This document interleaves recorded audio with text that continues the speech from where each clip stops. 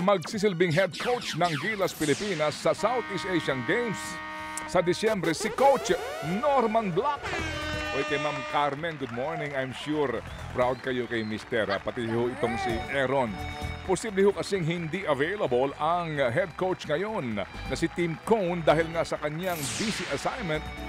Opo, sa PBA pagsapit ng SEA Games. Dati na pong nag-coach ng pambansang koponan sa SEA Games si Black noong 2011 kung saan nakamit ng Pilipinas ang ginto. Malawak din po ang karanasan ni Norman bilang coach, lalo pat ilang titulo rin po ang kanyang hawak ngayon sa PBA at maging sa UAAP. Gaganapin po sa Thailand ang SEA Games mula December 9 hanggang December 20. Mabuhay! Balik aksyon sa susunod na linggo ang Philippine Women's Football Team at dedepensahan po nila ang kanilang korona sa ASEAN MSIG Serenity Cup. Bubuksan ang Pinas ang kampanya kontra Timor-Leste sa August 7.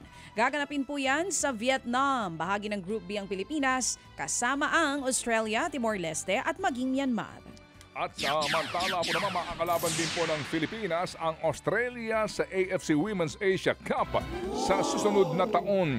Nasa Group A po ang dalawang koponan, kasama po ang world number 21 na South Korea at world number 68 na Iran.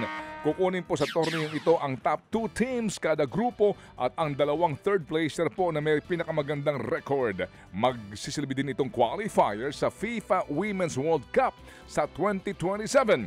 Magsisimula po ang mga laro sa Asian Cup sa March ng 2026. Nasungkit ng Pinoy boxer na si Albert Francisco ang bakanting Philippine Flyweight title. Yan ngay matapos niyang talunin via technical knockout sa ikasampung round si Angelo Dalugdog. Sa Manny Pacquiao presents Blow by Blow. Pinabagsak ng mainit na 1-2 ni Francisco si Dalugdog. Nakatayo naman ang kalaban pero hindi nagtagal ay itinigil na rin ang laban dahil nabugbog ulit si Dalugdog. Iniangat nito ang record ni Francisco sa 14 wins at 1 loss habang unang talo ito ni Dalugdog sa 11 laban.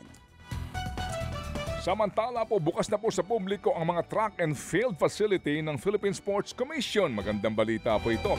Simula kahapon, makakatakbo na po ang publiko, ang sinuman sa mga oval sa Rizal Memorial Stadium, sa Maynila at sa PhilSports Arena Complex sa Pasig at sa PSC Baguio Teachers Camp. Yun, ito po'y libre mula alas 3 ng hapon hanggang alas 10 ng gabi. Mas maganda rito kasi nga sa kalsada, baka masagasaan ka pa. Ito po'y napakagandang balita po. Mula daw po 3 p.m. hanggang 10 p.m.